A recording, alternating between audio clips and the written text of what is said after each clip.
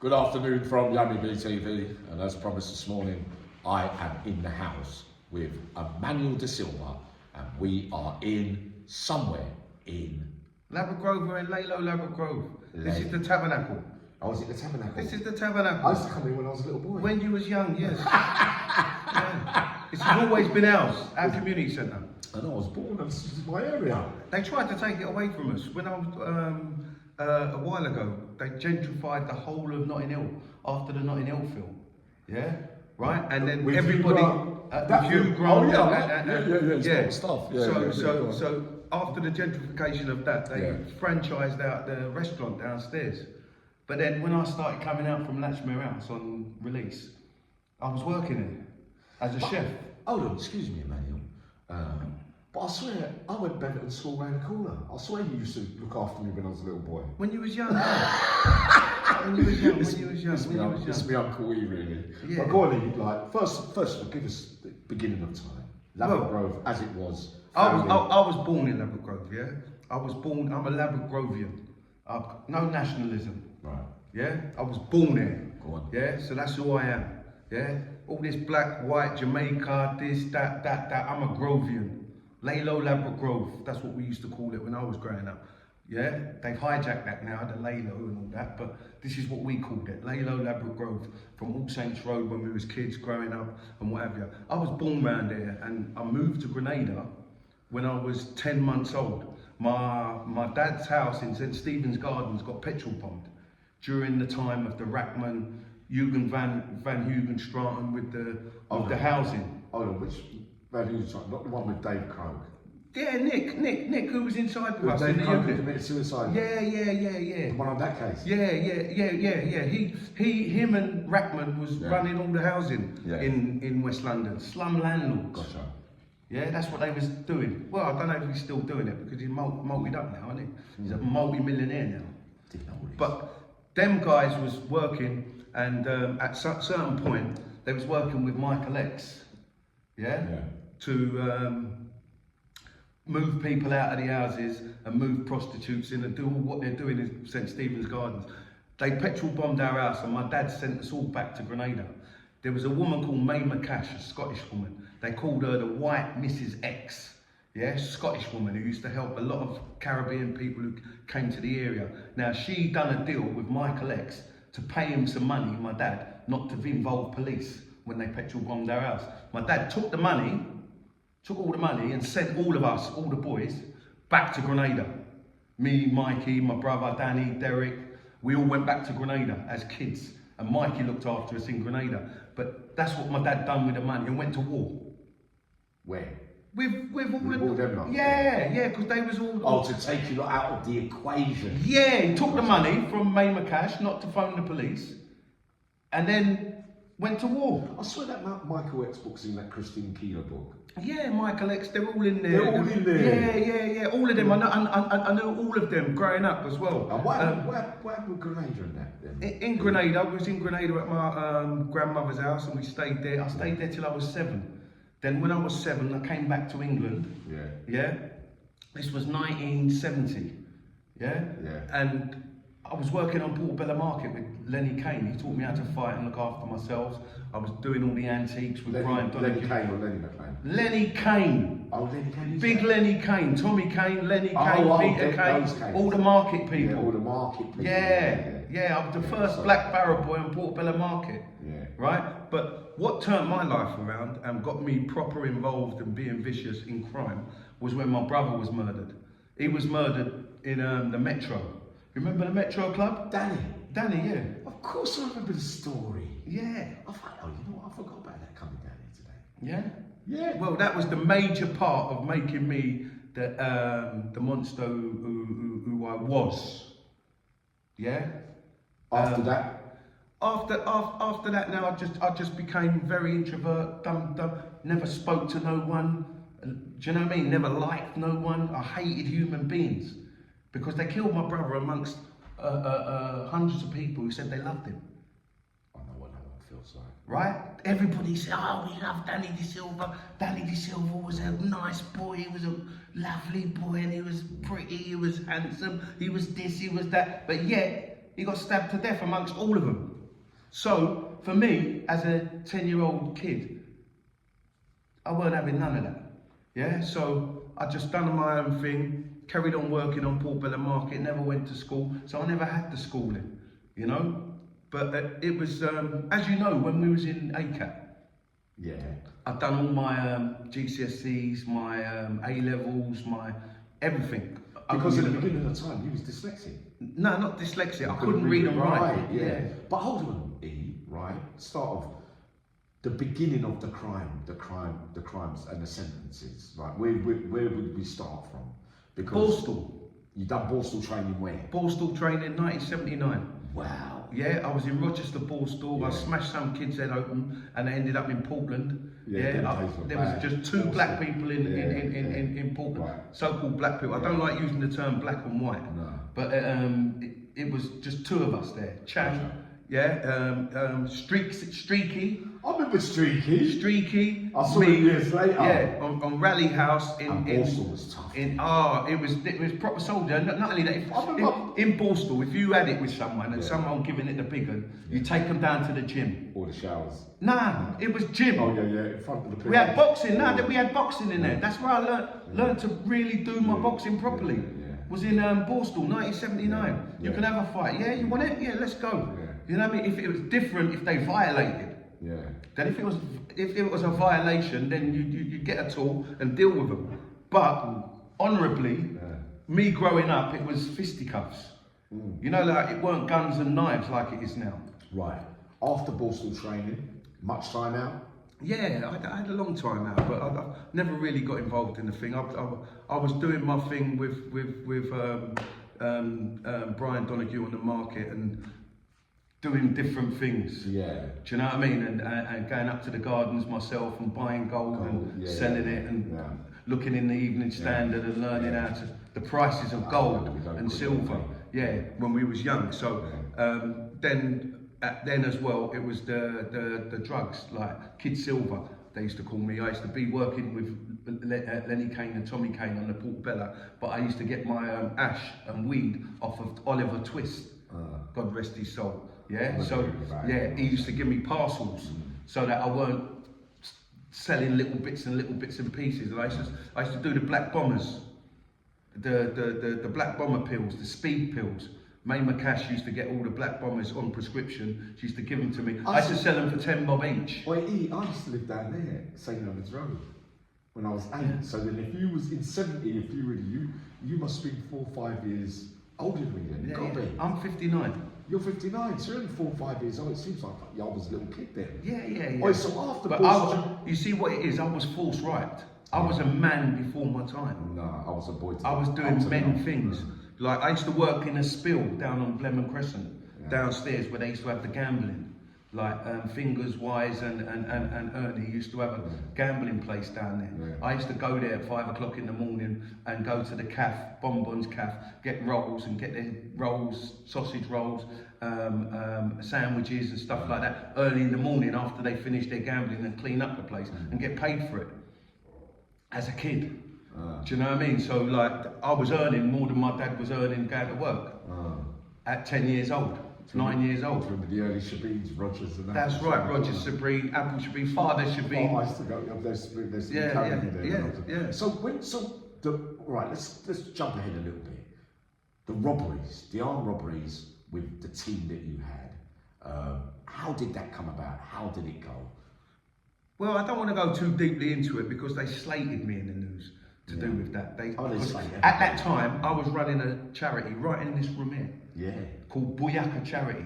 Heard about it. Now, Buyaka, they'd say, is gunshot and all that. But it's not gunshot. It means, in ancient Hebrew, it actually means come together as one. Right. Similar to what I'm doing now. One, our needed education. Right? Yeah. Now, at that time, the old Bill said I was running a charity and getting the kids to go and do this and go and do that and go and do this. But I weren't. The money what I was getting from there, I was buying computers and doing after school classes for people. I weren't teaching them myself because I couldn't read and write properly. Yeah. I was paying people to come and do it here in the Tabernacle. Yeah. You know what I mean? Yeah. After school classes for maths, English, history, geography, the lot. Yeah, I bought computers so that they could do website creation and graphic designs. That's right. Do you know what I mean? So I was going out and robbing and putting grands into this place.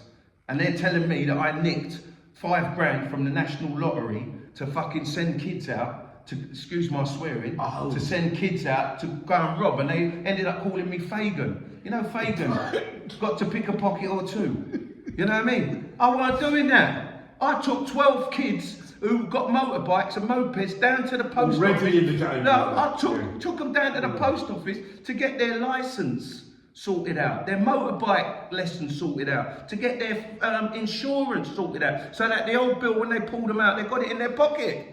So all that talk about under the flyover down there, where you was captain and a general, 100 burpees, all 5, 6 of you, get ready, we're going on a bit of work tonight. No, we weren't going on a bit of work. Like we was going under the flyover. And doing exercise. We was exercising, and we was doing self-defense. Right. But we weren't doing it as like a team to go out and rob. No. The team who I was working with, no one knew what we was doing. No. There was no information about nothing. So that's why I won't go into it now, because it was all left that way. Even the old Bill and Nictors didn't know what we was doing. But I'm feeling they was in the Cat A's with us. Yeah, my nephew Hawk, B8 was A-Cat, Sniper was A-Cat, Jubby got out of it, because he went the other way, right, me, yeah. So then, when we got to Belmarsh, because they started calling you the legal secretary of the Cat A's. Well, what happened was that never started happening in ACAT. That's where I first started to learn to read and write, and that was so that I could understand the Archibald. I didn't know that. Because that was the first thing I did. I bought an Archibald. Now, Ray Betson was the one who brought me in on the legal. Ray Betson. Right, the dome. Yeah. I liked him. Yeah, it's good stuff. Good stuff. Very gentleman as well. Clever as right, well. very clever guy. Very clever guy. Now, he was the one who got me on getting the Archibald and getting and learning the law, the Human Rights Act, learning how to do the ACAT reviews and prison law, your rights. Yes, the PSO, prison service orders. That's right, prison service orders. You can get out of that. Yeah. Prison service orders. 0900, which was the ACAT review process. All these law and sections, I learned them all. Yeah. I learned them all, yeah? And that was part of me learning to read and write. I learned to read and write from the Archibald. Can be done. The law book. That's right. I didn't you know. I didn't know that bit. Yeah. I always thought you were just you knew everything from law to start. No, I had to learn it as I was going. Because like out of the 23 charges what I had, I got guilty of one charge, which was conspiracy to rob, Yeah, you was on and I got 23 years for that. Got 23 years. Yes. How much did you serve out of that? 19 years. So when we were doing the rounds in the Cat A's, the first bumping, you'd come back from Franklin, I think. Yeah. Long Larton. You got Long. You tried to get you into Long Larton. Yeah. And they wouldn't have it. Yeah. And you came to Whitemore. Yeah. Who do you remember from there? I'll tell you what. I used to play a lot of chess with Kenny Noy. I used to cook with Starsky a lot. Starsky. Elton John. Yeah. What was Kenny like as playing Kenny? Kenny Noy was good stuff. He was a gentleman Did you as well. beat chess? Yeah. I used to beat everyone. Kenny Noy was a good player though. He was a good player. Yeah. Good player. He beat me. He used to beat me as well. You win and lose. Chess, isn't it? Yes. It's a game, isn't it? Yes. So that was my main thing. Cooking, chess. Yeah. Yeah. Do you know what I mean? And training. Because I remember I used to get up early every morning. Do your press ups, do your sit ups, and then when the doors open, we used to head straight down into the little gym. What other names stand out there? The time in Whitemore that you was there. I'll tell you one name who I've got a lot of respect for, Tony Argent. Do you remember Tony Argent? Of course you know. Argy Bargy, Argy Bargy. Yeah, he was good stuff. Not only was he good stuff, he was a gentleman. He could proper have it though. You disrespect it, he'll deal with that straight away. That's what I loved about him. Yeah. He'd never talk slander or slander anyone or nothing. He hardly talked to anyone. That's right. I've told you not that, innit? Yeah, he never. Do you understand? He hardly talked to anyone. I like that guy. We used to train, even when we're training. We used to do the training with the power clean circuit, and then like, boom, he never used to talk. No. You talk whilst you're doing his circuit. He gets upset when people talk to you. Yeah. Tell it to fuck off. Go on, fuck off. Who else would you say at that time as well? Who you reckon was proper around about that time? Who was there at that time? Remember Franny Pope and then Charlie Toes? Franny Pope. I feel everyone was there in Whitemore around about that time. Yeah. It was packed. Johnny Kendall, I used to love him. Right. He used to play football on the football team. Oh, yeah. And he's an old man as well. Remember I stuff to Yeah. Stars used to play football. Yeah. We used to play the other wings of football. But Johnny Kendall was always on the team. You'd always want him on your team in defence. Yeah? Yeah. If I was going to say to you just as a part one, Emmanuel, like your top 5 hard men, not best like in the whole country, who springs to mind with your hardest 5 men in a straightener? In a straightener? Well, one person I know, and I didn't like the fact that he didn't like black people, or so-called black people, but Warren Slaney, he was a tough nut. Yeah, he is a tough nut. He was a hard nut. Say that's all. We saw him knock out white people as well, though. Yeah. Anyone. He was an horrible guy. That's not really. Yeah. No, he wasn't. Like, well, go on. It's your opinion. But he used to knock out people for nothing. 1 minute you hear, Warren Slaney knocked him out. What did he knock him out for? Even the geezer who got knocked out don't know why he got knocked out. Do you know what I mean? But I got on all right with him. You got on all right. Yeah, but I think he had a bit of a attitude because he got grassed up by someone, something like that happened. We won't go into that. Yeah, there was some kind of something which was underlying how he was. At that time in Whitemore, apart from Tony Argy's Slaney, who do you reckon who was? Well, you had Gary Nelson, who was in there, and you had Kevin Lane, What do you was think in of there. Kevin? Kevin's good stuff. He's another gentleman. Yeah. Catwalk Kev, we used to call him, because he always used to have all his new gear with his collar up. And, Catwalk Kev. Quick hands, isn't it?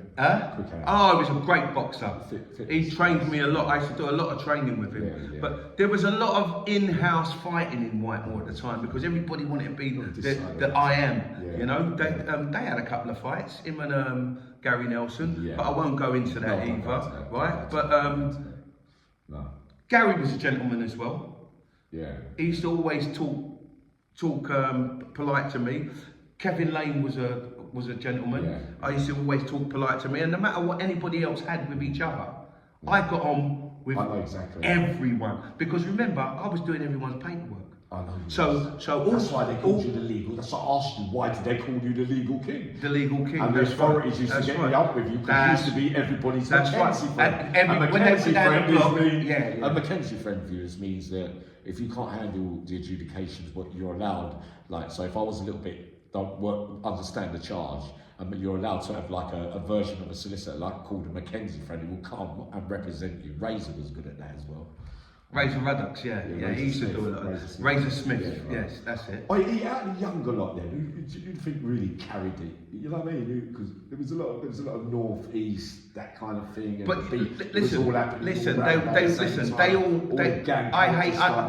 hated all that because they was all at each other, and they were stabbing each other in the mosque, they were stabbing each other in the church, they was cutting each other in the yard, and it was happening all the time. But I got on with everyone, and my crew didn't have no problems with no one. Do you understand? So like none of us got into anything with anyone. Do you know what I mean? And everyone was there. Do you know what I mean? So I can't say I dislike any of them. I can't say that I know what people used to say. Oh, how come he's having it with them and blah blah. I weren't in that politics. I was a bit. I'm a big man. They all used to uncle me off, or pops me off. Right? I done it different. And not only that, they all needed help, they used to call me. When they was down the block, If you didn't have me as your Mackenzie friend, you was getting guilties. Yeah, but they didn't, that wouldn't have done you no favours with your authorities, because for the rest of the bird, they were on your case. Yeah, I was always in the block because of it. Yeah, there was always nicking me, but always busting charges. Anyone from Manchester that stands out for you, E? I remember Massey was in Whitemore, but I don't want to talk about him either. Well, Franklin, really? In Franklin, I think. He was in Franklin with me as well. What did you think about him though, Massey as a person? He was a gentleman as well, but the politics. Yeah. This, like I said, there's politics with everyone now. And you know, like if you mention something to do with something, they think that you this and they think that you this. And this is what used to happen in dispersal. Remember, dispersal is a place, right? If you say boom, boom, boom, him, or him, yeah, everybody says, he's on that side, he's on this side, and it's all sides. I was on all of them. I was. Listen, I done the legal bit, so anybody who was dealing with me, I saw them. I saw all of their paperwork from top to bottom. Statements they made or didn't make, or blah blah blah. Because one thing I used to teach everyone, yeah, the police tell you, yeah, it's the first thing they say to you. You have the right to remain silent. So there is no reason for anybody, anyone who gets arrested, to make a statement. Because you have the right to remain silent. That's right. Anything you do say will be used against you in a court of law. Simple things. Right, so they're telling you keep your backside quiet. All right, so hold on. All right, what was so that some of the youngsters, so that we can deter them from going to these places and what to expect? What some of the worstest things that you witnessed with your own eyes? Well, there was regular cuttings. If there was a beef in ACAT, yeah, someone's getting cut or burnt. The worst thing I ever seen was Blessed, one yardie guy, got burnt up by his brethren. He was sitting on the phone, and he was on the phone, and the geezer went and put a pot of oil to boil and came down, and no one questioned it, because they must have thought that he was putting it on for Blessed. You know, we used to boil their butter to make ghee. To make the ghee, yeah. Right, so that we could cook with it. Yeah, right?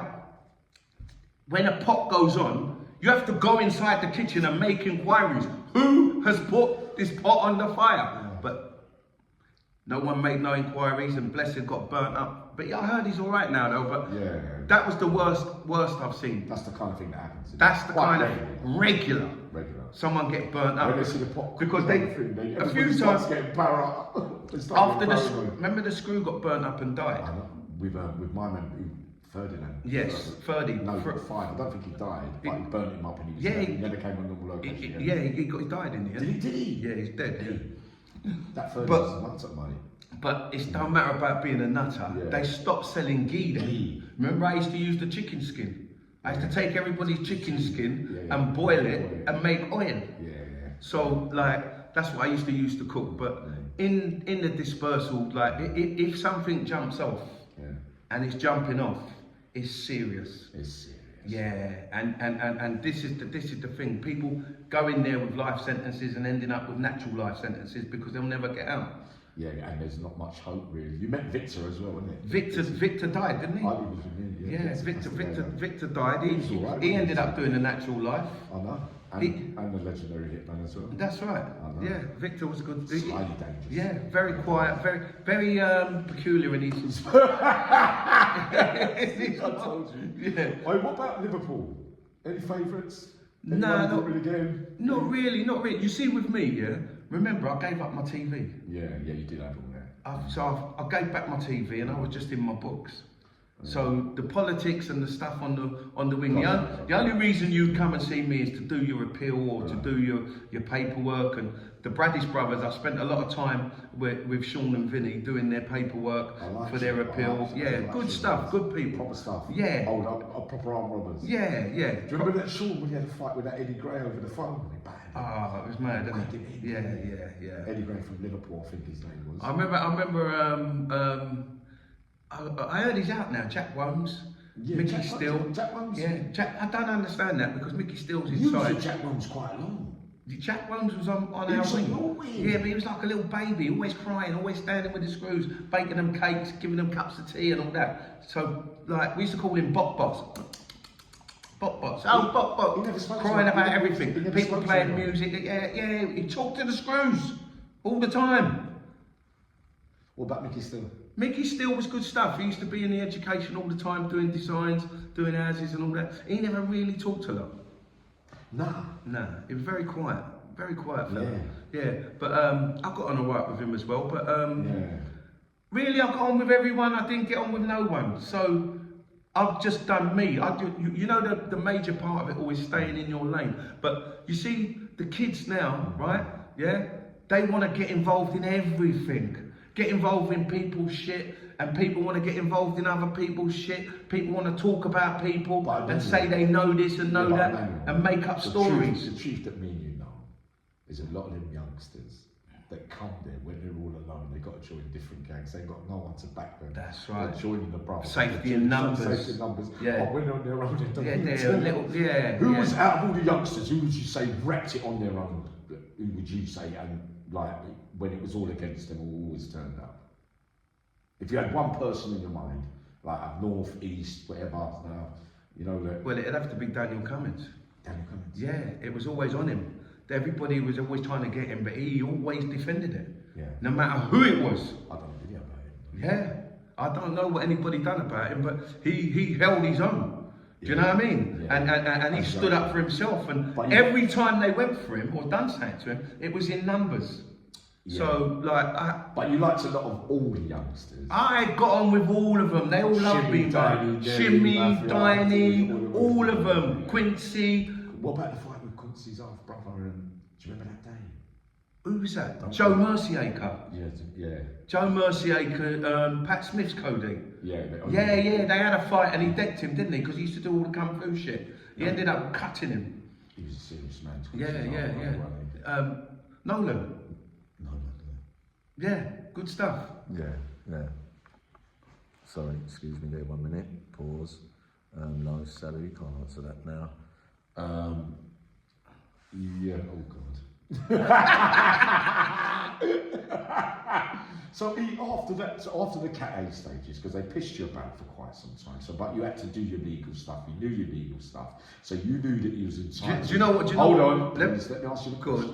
Good. You done them to get out of the Cat A's. Yeah. They didn't want you out of the Cat A's, but you had to work your own legal process. You'll never believe this. You never believe this. I've done a judicial review for my ACAT. Yeah.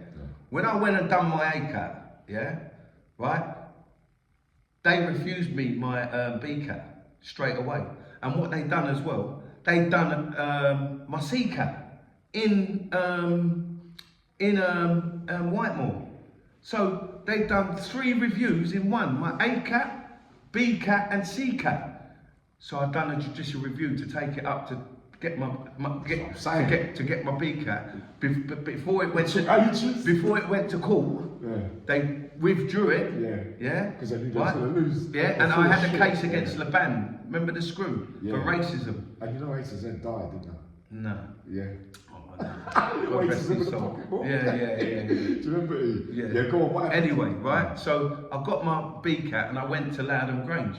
So when I went to Loudham Grange, I said, how long have I got to wait for my CCAT? They said it's been done. So what I done, I'd only been there 3 months. I judicially reviewed Loudham Grange for my CCAT. They said, well, how can you judicially review it? I said, well, what's that review there then? They said, well, that's Whitemore, that's not us. I said, yeah, but it's a CCAT without representation. They said, that's a mistake. I said, well, you're going to have to rectify that mistake. So I ended up getting my CCAT 6 months after getting out of it, out of BCAT. Ended up in straight into Maidstone. Yeah. From Loudham Grange. Yeah, Mason C now, isn't it?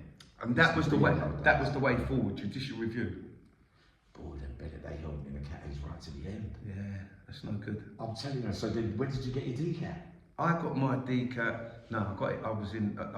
What happened was a geezer nicked my chickens in Maidstone, and apparently Out of the freezer.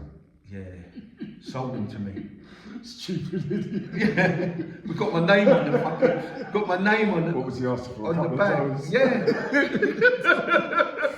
He's got my name on the bag. I'll give him to him and I see it's my own name. So I ended up beating him with the chickens, and he ended up in a coma. So they put me in the block. I was in the block for about 8 weeks, saying my prayers every day, 5 times a day, hoping this guy didn't die. And then I got shipped out back to Swellside, but they still give me my CCAT. They put me in Swellside. I was there. I put in for a judicial review, boom, boom, boom, because I no charges and boom, boom, boom, and then I got put into Elmley, which is opposite. Irish Sheppey. Yeah, so they give me back my CCAT. So I was in Elmley for a long time. I ended up as a paper boy in there, doing my Open University and stuff like that. I had the woman, remember the woman who came to Whitemore to do about Severa Septimus, and the one from Cambridge University, Dr. Sally Ann Ashton. I can't remember. Yeah, I read a book with her called Cleopatra Black and Beautiful. My name's in the book. In the front, Cleopatra Black and Beautiful by Dr. Sally Ann Ashton. Yeah. Yeah. So how long then till you got the decan? That was a few years, mate. Yeah. And I was still in the ACATs while he was waiting. When he was done. You left if you went missing long before me. Yeah. I thought you stayed in the Cattons longer. No. I got. In the end, you ended up in the decan. Yeah. And. Yeah. Where was that? Blantyre House? Oh no, it was closed. No, Latchmere House. Latchmere? Yeah. Latchmere. Oh, when did that go? Oh yeah, it was yeah, one of my mates was on there the other day. Yeah, the old Bill. The old, the ex-old Bill. Yeah, he was there. He was there. Listen, let me tell you a story. I'm the last man standing, me and Joffy. The great Joffy? The great Joffy, Jonathan Aldridge. For the Heathrow? Yes. Me and him are the last men standing. They used to have screws. We were the only people in the gaff. What happened? Now, give me the story, because there's a rumour going around that you ended up in the House of Lords. No, I never ended up there. I fucking got invited there.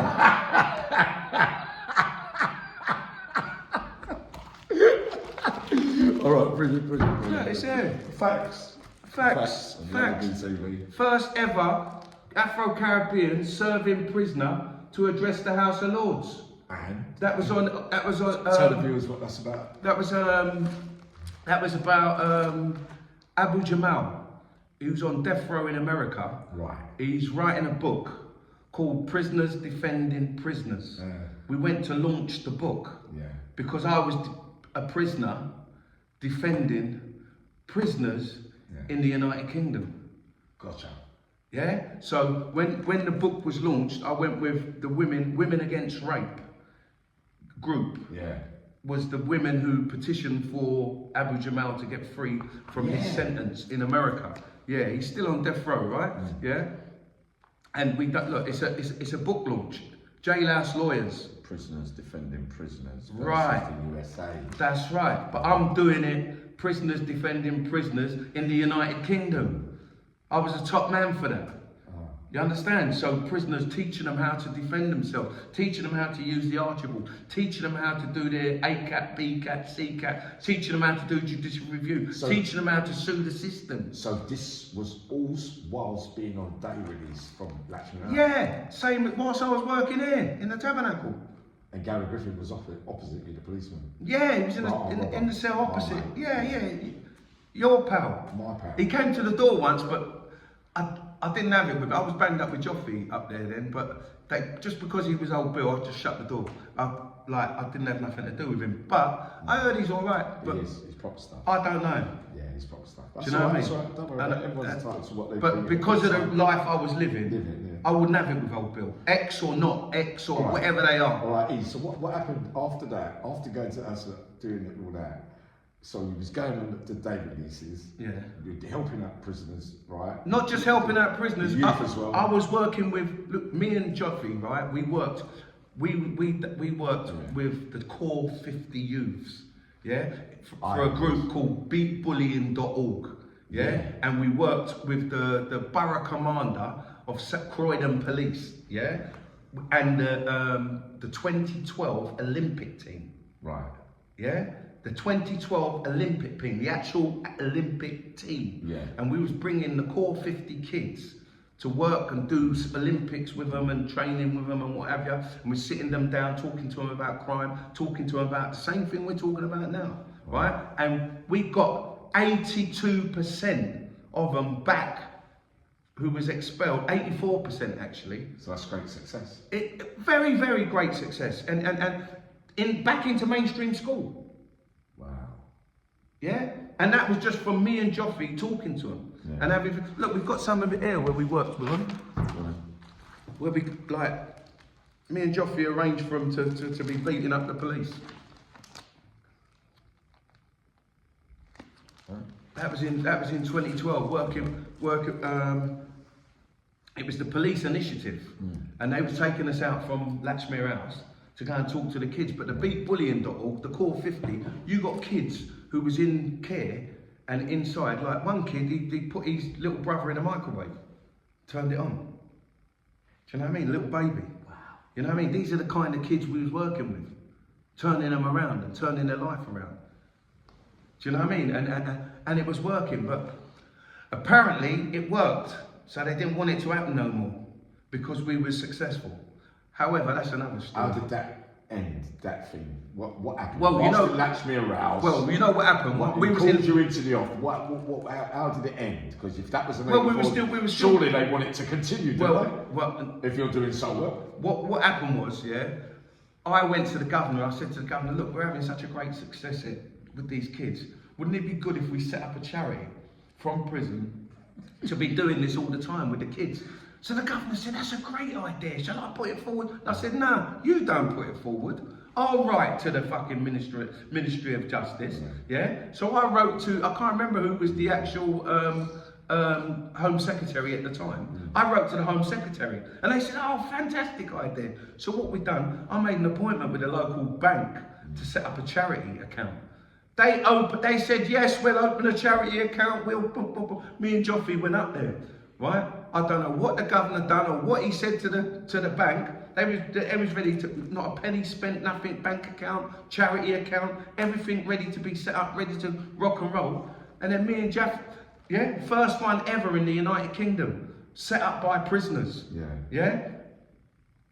They shut us down. We got back to the jail, mate. They put us on lockdown. Yeah, they said we went out to screw a bank, to survey it, to rob it, because we're both armed robbers. Imagine that. Do you know what I mean? But yeah, they can't stop. Listen, you can't stop progress, brother. You've got the one charity now. Yeah. Which is my company. Yeah. It's the one CIC. Yeah. And I'm doing the same work what I was doing then, but I'm doing it now. Yeah. You know, and I'm working with the youths. The only thing is, I've been talking to local borough commander and stuff like that, I'm working with, but I can't have them on board yet. No.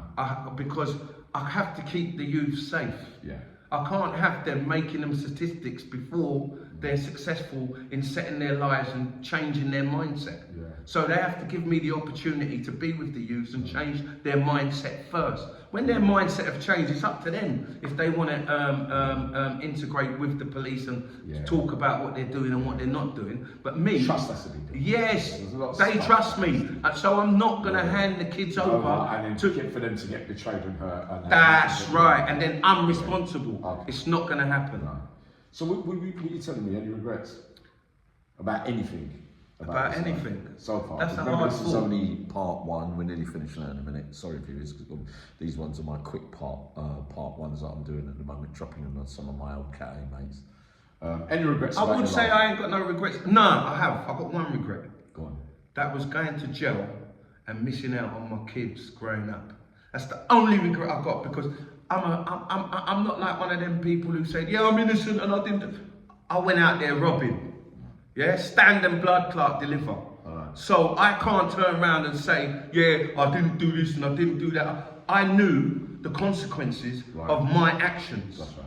Yeah, but I'm not going to glorify it. Yeah. However, I'm not going to regret it and say that I didn't regret it. I was out there at it to get what I want. Right. Yeah, it's just like now I've learned how to read and write, so I've got the tools to make money without having to go out and rob somebody. Yeah. So I can do what I need to do. Joffrey! Yeah, here's my mate, yes. Alan, Sorry, I've been good. Yes. Yes. That's what I said about the Heathrow thing. He might even be on mine one day. Don't start. Yeah, all right. Hey, Jeff, hold on, we're going to come now. Yeah. E, yes. All right then, regret. Right, part Listen, two. all right, no, hold on 1 minute. I ain't finished. Where we're at now then is that one. That's what I'm doing. All right then. That's what I'm doing right now. Even in this Right, for the room, family. even in this room, we've got a book club. Yeah. Every month. Yeah, we give a book from the jail charity, give a book. They supply books for me to introduce to people and boom, boom, boom in this place. We also have lessons here in knowledge and law, civil law, not maritime law, civil law and common law. So we're still teaching. And the beat goes on. All laws come from the sea. Well, as soon as my studio's ready, remember I've got about 6-7 more warm-ups to do. Terry, thank you for your time for sitting in on there. Joffrey just surprised me there. Yeah. Oh, Yeah, sorry There about were that. lots of others, but Sorry. but E, listen, it's been an absolute pleasure, my boy. Love you, Always brother. cool. Right, big up all the family. Yes. And, And listen, yeah. I like what you're doing, yeah? All right, son. You're keeping shit real, yeah? Yeah. Just keep it going that way. All right then. All right. Yummy BTV. See you all later on. I know. All right, one. This one's a bit explosive. So you see, no editing, no bullshit. We just do it raw and proper. See you One. all soon.